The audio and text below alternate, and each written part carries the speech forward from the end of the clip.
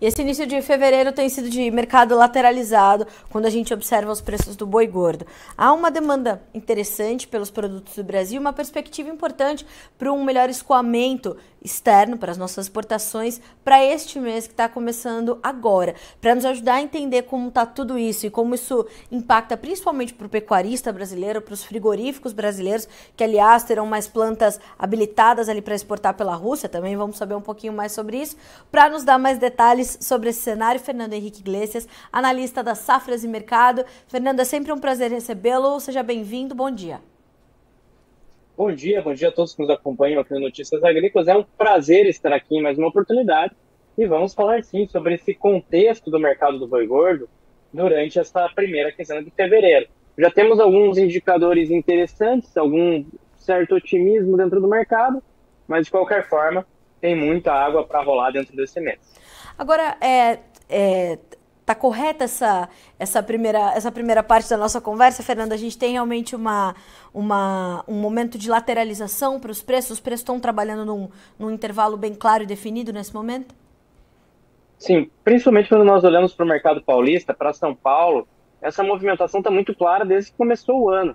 O mercado trabalhava ali entre 240 até 250 reais por arroba, agora esse 250 não está mais presente, ele não está acontecendo mais negociações nesse patamar, no máximo, o teto dos preços tem acontecido aí a 245 por arroba, mas de qualquer forma, está respeitando ali um padrão entre 235 até esses 245 reais por arroba, um perfil realmente um pouco mais acomodado. Tanto que a movimentação da B3 no mercado futuro também aponta para um movimento de acumulação de tendência, que é quando o mercado não apresenta uma tendência definida.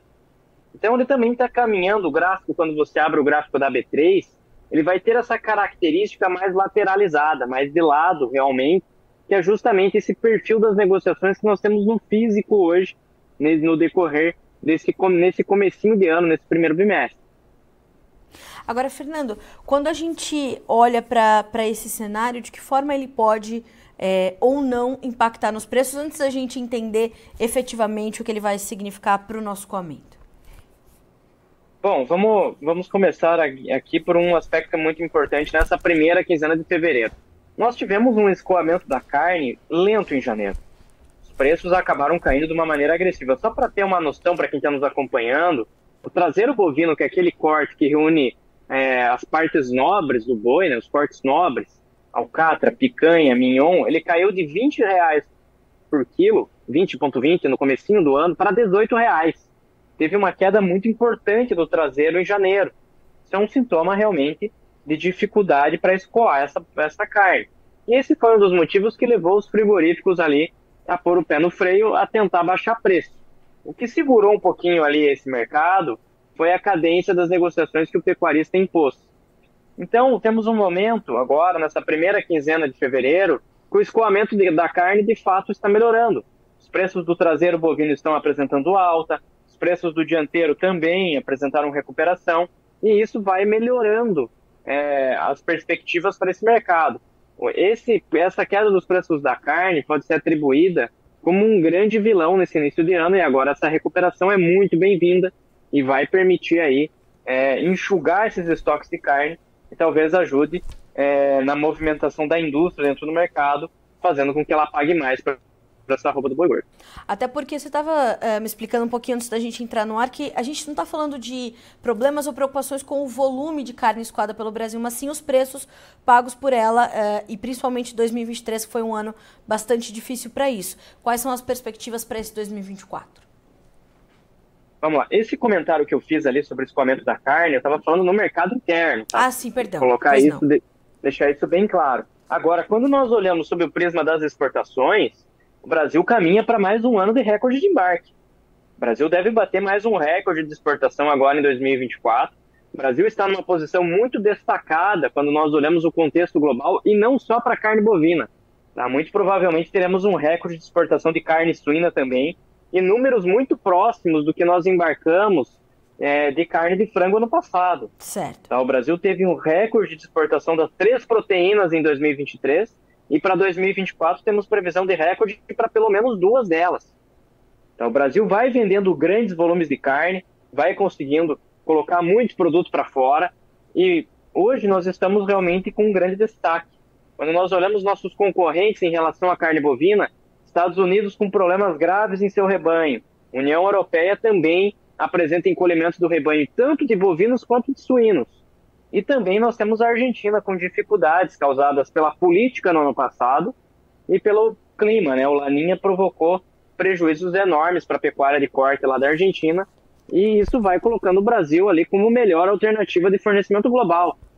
O nosso grande concorrente esse ano vai ser novamente a Austrália, mas aí nós temos que mencionar a escala de produção.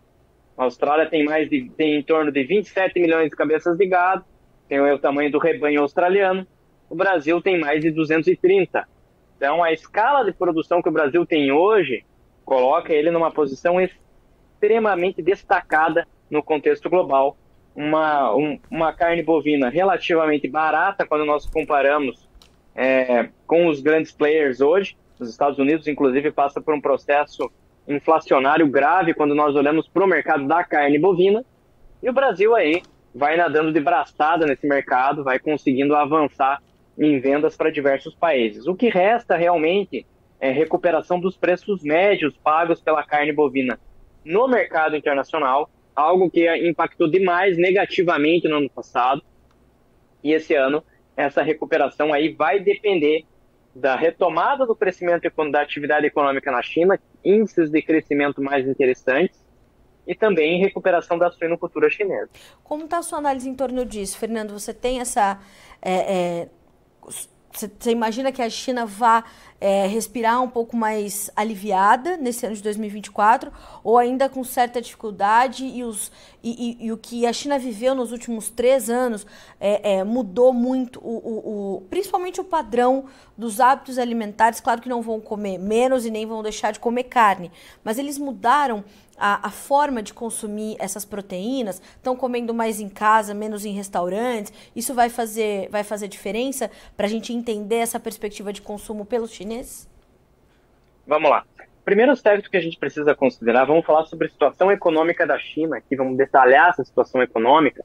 A previsão do FMI para esse ano é que a China cresça em torno de 4,6% agora em 2024. É um índice de crescimento muito distante daqueles 2 dígitos que nós nos acostumamos a ver a China crescendo anualmente. O que o governo chinês está fazendo? Está mantendo seus juros baixos, quer melhorar os indicadores do setor imobiliário, e com melhora dos indicadores do setor imobiliário vai melhorar também a construção civil. Com melhora dos indicadores da construção civil vai afetando outros setores da economia, gera aquilo que nós chamamos de ciclo virtuoso. Tá? E quando um setor começa a colaborar com o outro e vai gerando um efeito cascata. Na teoria, é muito mais fácil você fazer isso do que na prática. Então, o que acontece? Todos esses estímulos que estão sendo oferecidos pelo governo chinês de 2023 para cá tendem a surtir efeito de uma maneira mais clara entre o segundo e o terceiro trimestre desse ano. Demora um pouquinho para realmente consolidar esse movimento, mas há uma perspectiva de melhora dos indicadores de demanda da China, os indicadores de consumo. A deflação hoje é um problema grave da economia chinesa. E lembrando aqui também o seguinte, carne bovina, a China produz em torno de 7,7 milhões de toneladas de carne bovina, é a projeção para esse ano de 2024, a China deve produzir por volta disso, e a China produz mais de 55 milhões de toneladas de carne suína. Para a população brasileira, a proteína preferida é a carne bovina. Para a população chinesa, é a carne suína. A carne suína é a proteína do chinês. Sim. A carne bovina está entrando na dieta da população chinesa para famílias de maior renda, que tem uma capacidade financeira maior. Só para dar uma noção para quem está nos acompanhando, 1 quilo de carne suína na China custa 21, 22 yuans. 1 quilo de carne bovina custa mais de 80 yuans. Então, realmente é uma proteína que vai exigir uma renda maior para ser consumida. A China deve importar um pouquinho menos de carne bovina esse ano, deve importar em torno de 3,55 milhões de toneladas de carne bovina, mas metade desse volume, talvez um pouco mais, devem ser de compras de carne bovina brasileira. Em relação à carne suína agora, sobre a suinocultura, a recuperação, o enxugamento do mercado de carne suína deve acontecer também ao longo desse ano.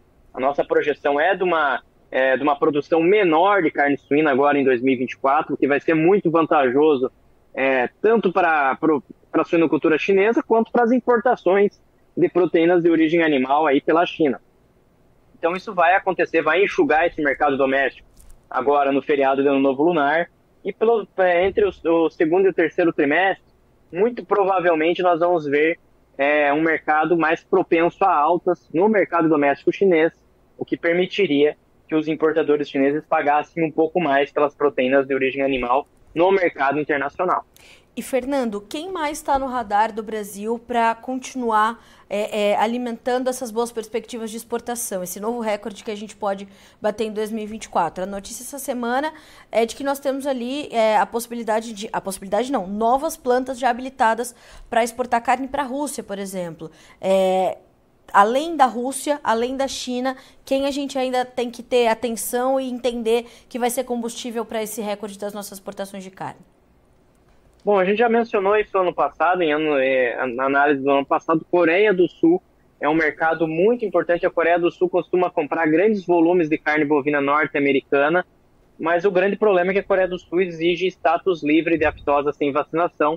Nós temos alguns estados brasileiros que cumprem esse requisito, mas é um mercado de fato muito interessante, com muito potencial. Tem que ficar, o pessoal de Rondônia, que tem o maior rebanho de bovinos brasileiro livre de aftosa sem vacinação, está em Rondônia, então é um mercado para o pessoal de Rondônia ficar atento, tá? Oferece uma perspectiva bem interessante, remunera bem, paga bem pela carne bovina, então é um mercado que pode oferecer boas perspectivas. E esse ano, mais do que abrir novos mercados, o Brasil precisa trabalhar também para agregar valor ao produto brasileiro, conseguir valorizar essa carne bovina que o Brasil está vendendo, está comercializando. Lembrando aqui o seguinte aspecto: o Brasil, ele atende às demandas mais exigentes em escala global, entrega um produto de altíssima qualidade, tem um respeito às normas sanitárias que poucos países no mundo têm. Isso vale para as 3 carnes.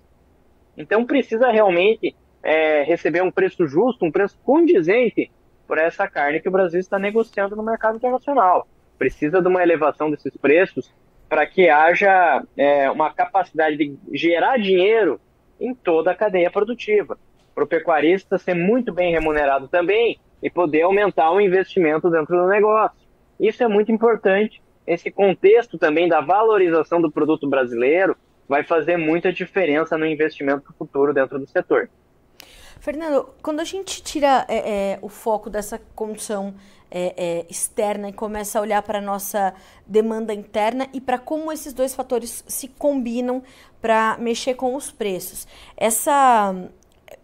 você vê que o combustível principal para os nossos preços em 2024 ainda vai vir, já está vindo essencialmente das exportações, ou a gente tem uma perspectiva também de que a demanda interna tenha um pouco mais de fôlego aí ao longo desses meses e também seja uma peça importante na formação desses preços, não só para o boi, mas para a carne? Como é que a gente entende esse segundo mês de 2024 sinalizando como vai ser o ano para esse mercado? Bom, basicamente o que a gente precisa falar sobre demanda doméstica é que uma importante parcela da população brasileira, principalmente aquelas famílias que se mantêm com 1 ou 2 salários mínimos, elas seguem com poder de compra reduzido. Então, a prioridade dessas famílias, que é uma parcela relevante da população brasileira, vai seguir priorizando o consumo de proteínas mais acessíveis, de produtos mais acessíveis de uma maneira geral. Dentro do setor carnes, vai...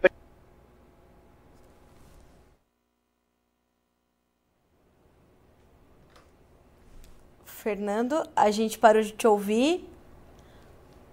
Opa, agora sim. Tive um probleminha aqui na internet, mas voltamos. Tá? Voltamos. Voltando aqui àquele raciocínio, a população brasileira que recebe 1 a 2 salários mínimos vai ter alguns problemas, sim, em relação a consumo esse ano e vai preferir, dentro do setor carnes, proteínas que tenham um menor valor agregado.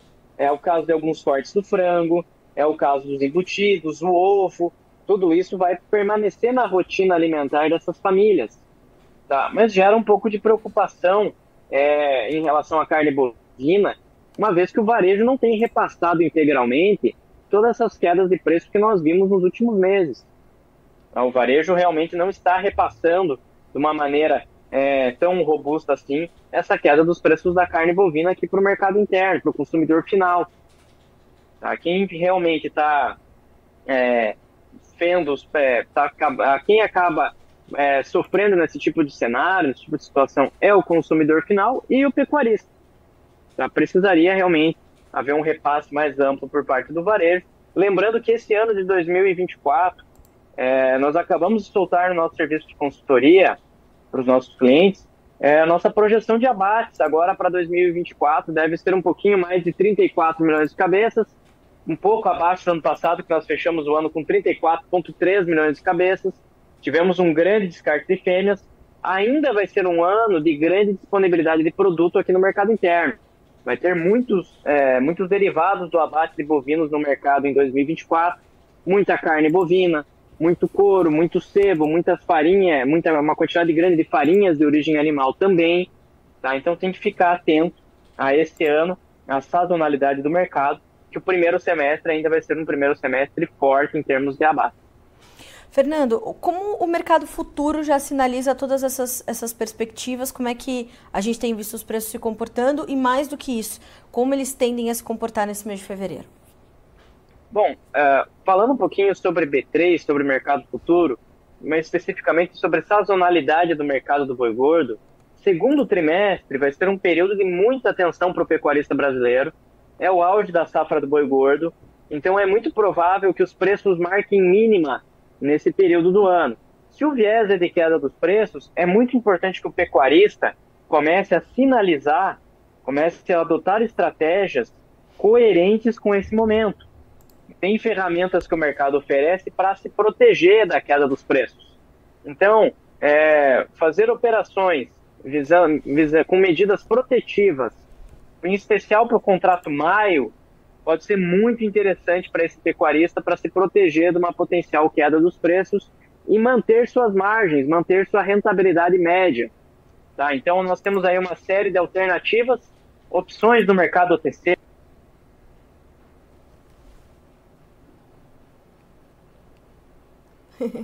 Sim, por favor.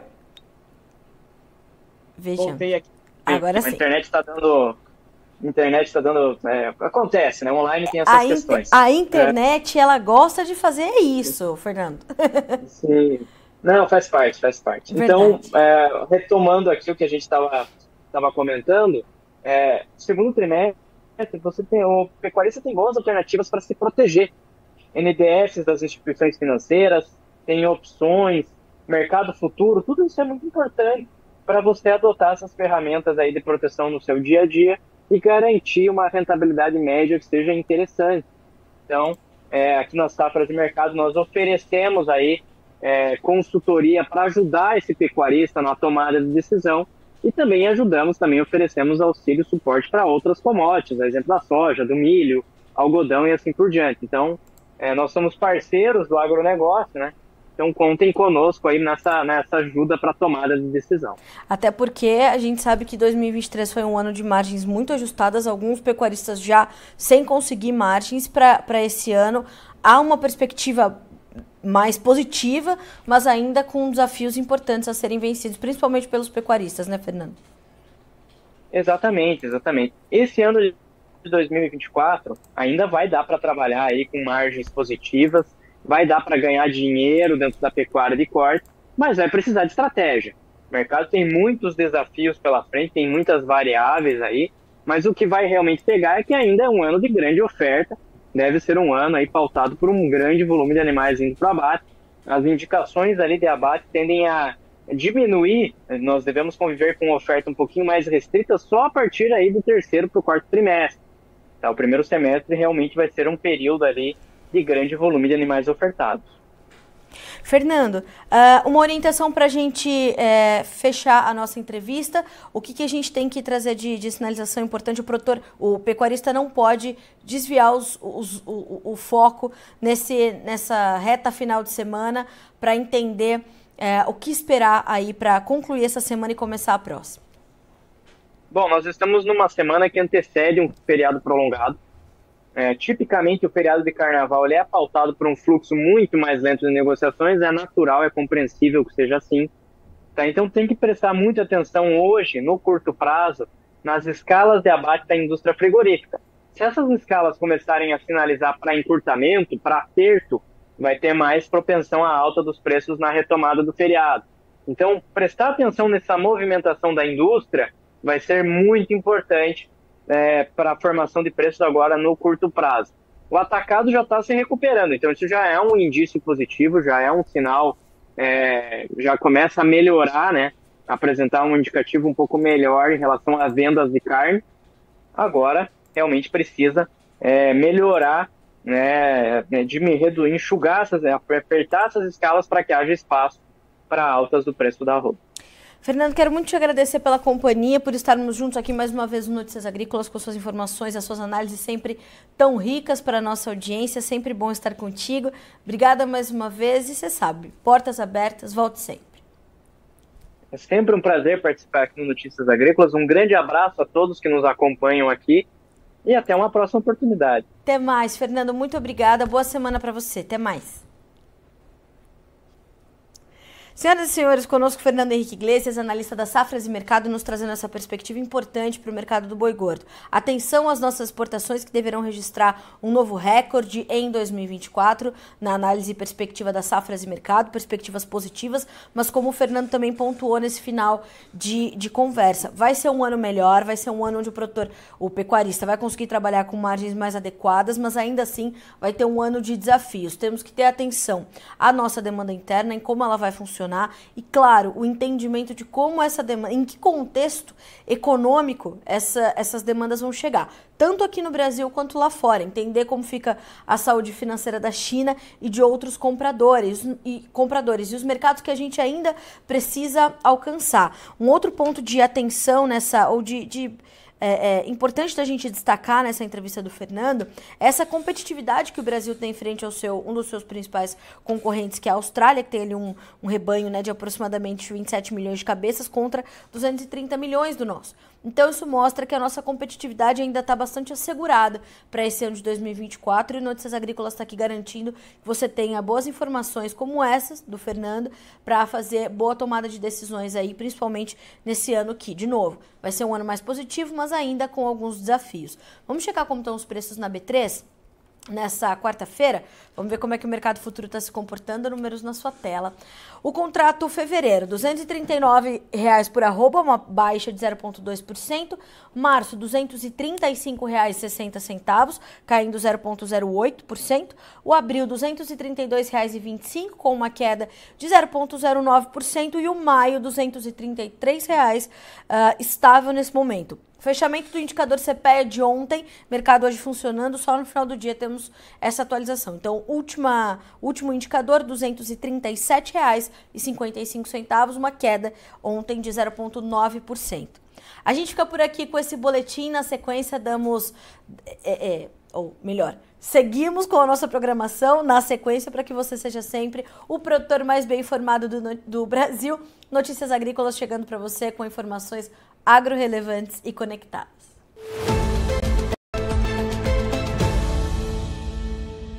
Participe das nossas mídias sociais, no Facebook, Notícias Agrícolas, no Instagram, @Notícias Agrícolas e em nosso Twitter, @Noteagri. E para assistir todos os vídeos, se inscreva no YouTube, na Twitch, no Notícias Agrícolas Oficial.